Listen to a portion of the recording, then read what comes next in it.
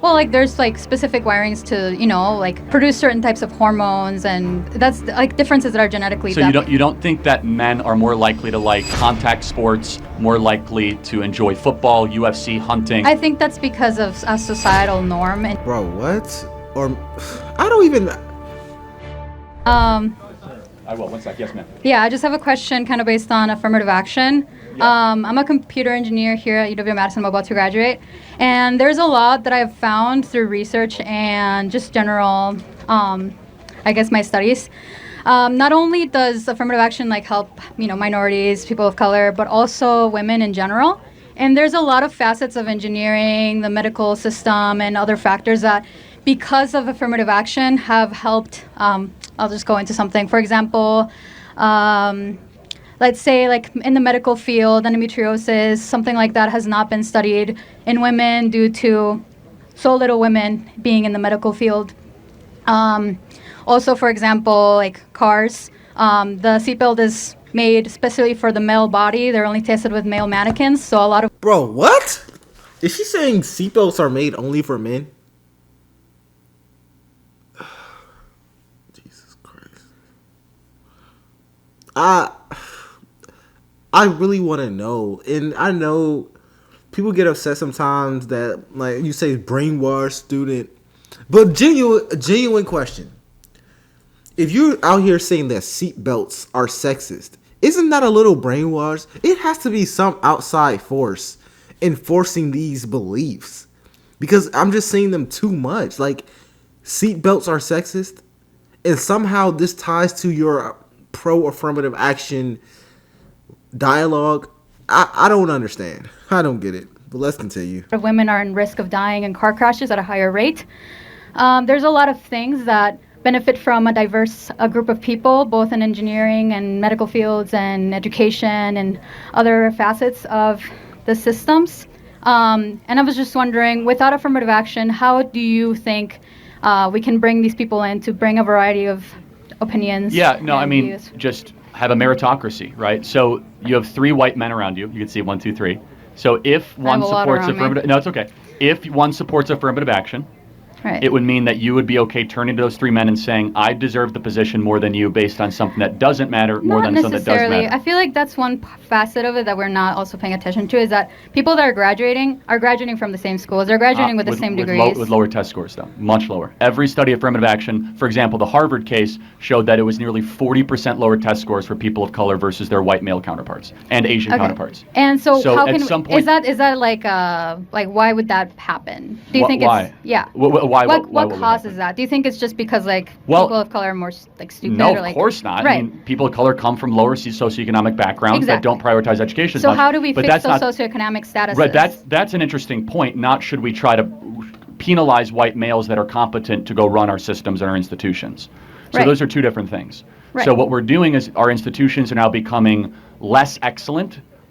Our country is not working like it used to because we basically told people that are very qualified and very competent that, sorry, we're not going to put a position for you here. For example, the U.S. Secret Service. Let me just give you one example, okay? We can all agree that protecting a president, whether it's Donald Trump or Kamala Harris, is super important, right? But now the Secret Service has said that we want to have 30% of all our agents be women, which, by the way, they have lower fitness criteria. So they have less pull-ups, less push-ups, slower mile time. That's something that's due to like your hold on. genetics. Exactly. Yeah, no, but this is affirmative action, right? And so therefore, when there's like fields like I don't think that's a good. One second. I just don't think that's a good example because like women will never be as strong as men, at least genetically. So that's an interesting question. So I think it should be something that's will women, more like will women be endologically based. Will women be as good at engineering as men, person for person? Not necessarily, but okay. Well, then how is that different than the Secret Service example? Well, the problem is that basically she's trying to change the requirements for all jobs in every field. The reason why this is problematic, and I actually understand what she's saying. Earlier on, I understand. She's saying that if you introduce a diverse set of people, you are more prone to have a larger assortment of problem solving. And she brought up women in, I forgot the exact job field, but that's actually a pretty good point. The problem is jobs have requirements, and what they're doing is they're changing the requirements for one group of people, but they're not changing it for all group of people, which makes it unfair. And Charlie Kirk brought up white men, for example. And I think that's a fair point. If you have a group of white men, in her instance, I believe she's Latina. If you have a group of Latina women and you change the requirements for one group and say you have to have lower test scores than this group, then that's just unfair. Especially if you're going off of the premise of things they can't control, such as your gender or your race. It's almost like you're moving the goalposts for that other group just based off of something that they were born into. And that was one of the biggest problems we've had as a nation. I'm surprised we're even back at this point. Changing the requirements based off of how people look, or just how people look. That's just racism or sexism. You should move away from that. I do think companies can do a better job at solving a wider arrangement of problems, but also I have to say this: you can't just sort people into certain degrees or certain positions based off how they look. Those people have to go and choose those positions. And she brought up engineering specifically. I'm an engineer. I'm an electrical. I'm an optoelectronic engineer, meaning I have an optical engineering degree and I'm getting an electrical engineering degree, electronics engineering right now. If one group of people are not choosing to go into a field, you can't be like, it's our responsibility to solve their problems. That group of people need to wake up and say, okay, I'm going to go into that field if I see a disparity. But anyways, let's continue. Because the male mind is wired different than the female mind. By the way, men will never be as good. Hold on, I'll prove it to you. Men will never be as good at counseling or psychology sessions as women. Men will never be good at nursing or elementary school education as women. We have certain giftings because our brain is wired a certain way. Women are far better gifted at micro topics, so individual connection, empathetic type conversations, healing people that past trauma and wound. Men are much better at macro topics, right? Trying to build a building, put a skyscraper up, trying to talk geopolitics. And I'll prove it to you. When you go and you see 5 women eating lunch, they're probably talking about micro topics, conversations they had, relationships, friendships. Men, they're talking about politics, sports, or the stock market. That's not necessarily true. Oh, yes. You guys all agree, right? I mean, there's a reason. These are bimodal general truths, right? Of course, there's exceptions, but it's not a general truth, though. I feel like women have the capability of having political conversations. Of course they do, but it's not the general wiring or nature of women. It's not. There's no wiring for your brain to like Donald Trump. Like that's not a real thing. I feel like. But wait a second. But do you think that men and women are made different in our brains and our certain things, but not necessarily. It doesn't channel you to be a specific thing. Like what things? Well, there's specific wirings to produce certain types of hormones, and that's differences that are genetically. So you don't think that men are more likely to like contact sports, more likely to enjoy football, UFC, hunting? I think that's because of a societal norm. And bro, what? Or I don't even.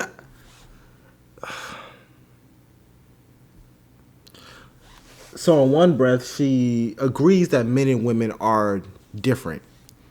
But then he brings up a list of differences, such as liking contact sports, and now you're like, well, hold up, we're not different in that way. And he said, okay, maybe we're just more inclined to like politics. He's like, hold up, we're not different in that way either.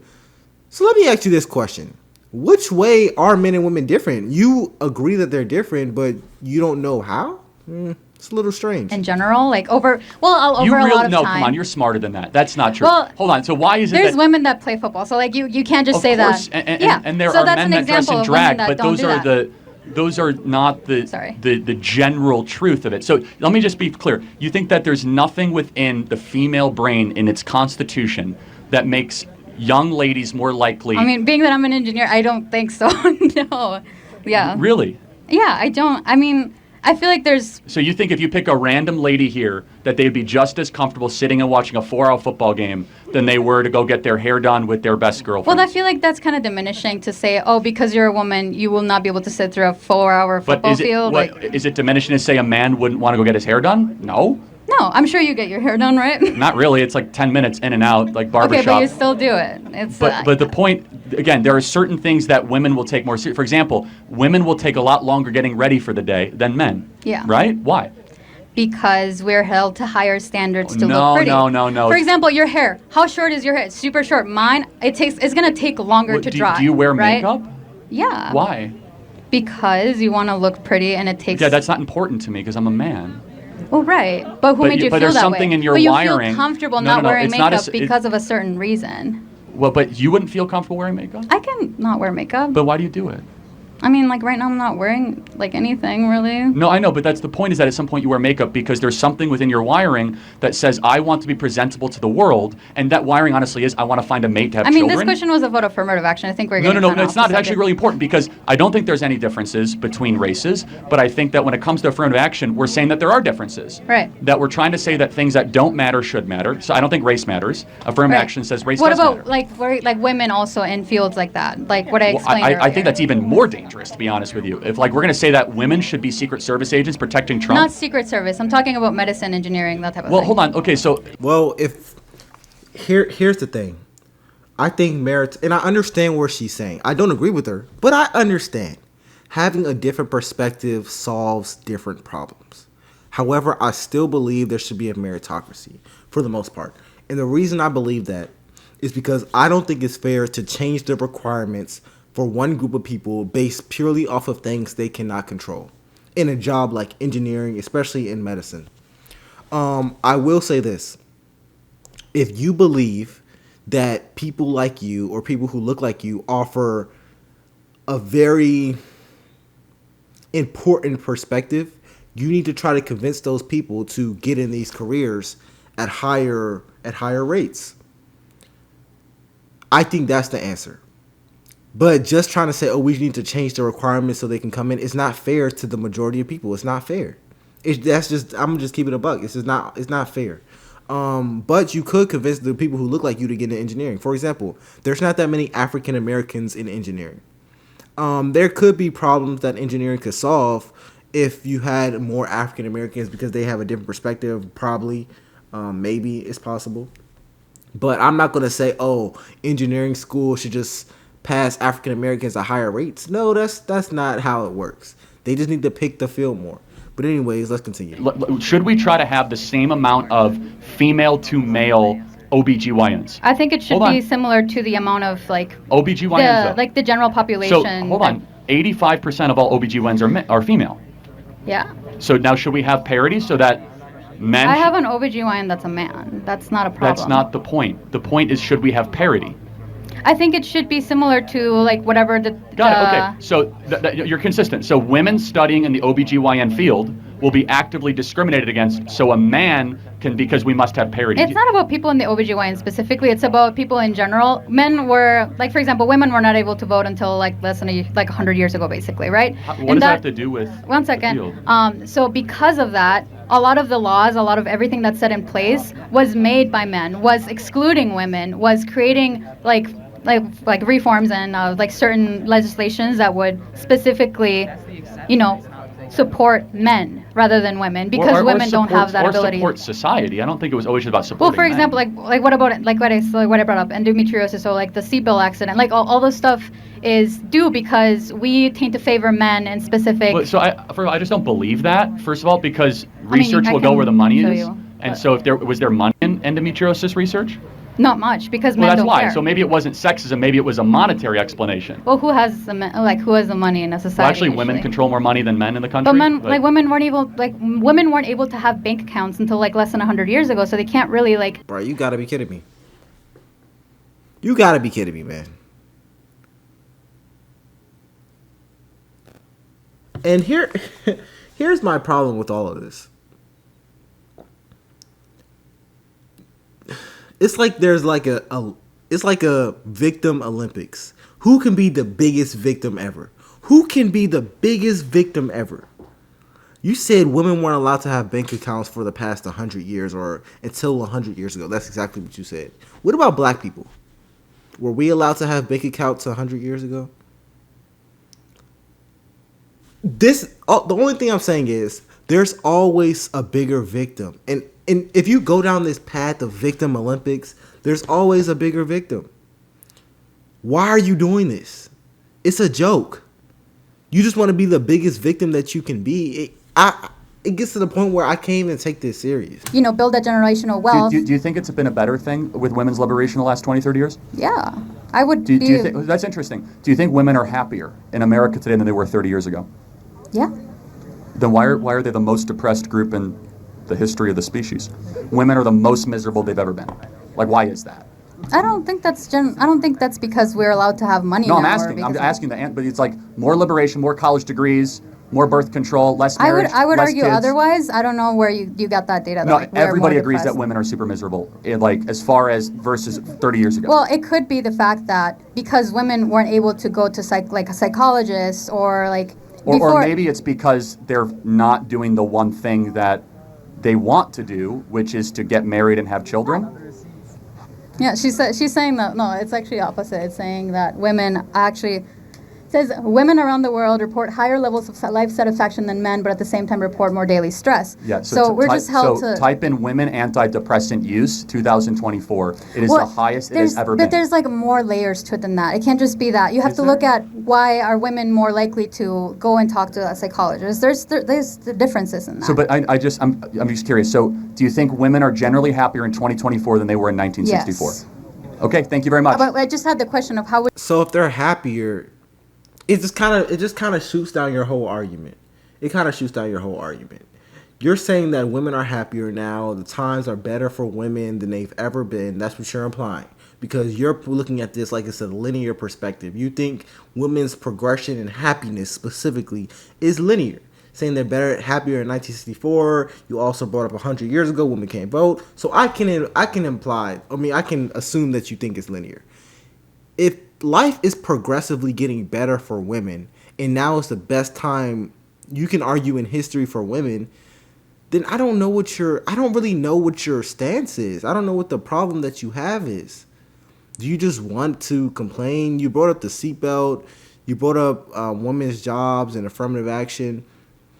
I don't really understand where you're getting at. But anyways, I'm going to end this here. It's LFR Jojo, and I'll see you guys in the next one. Peace.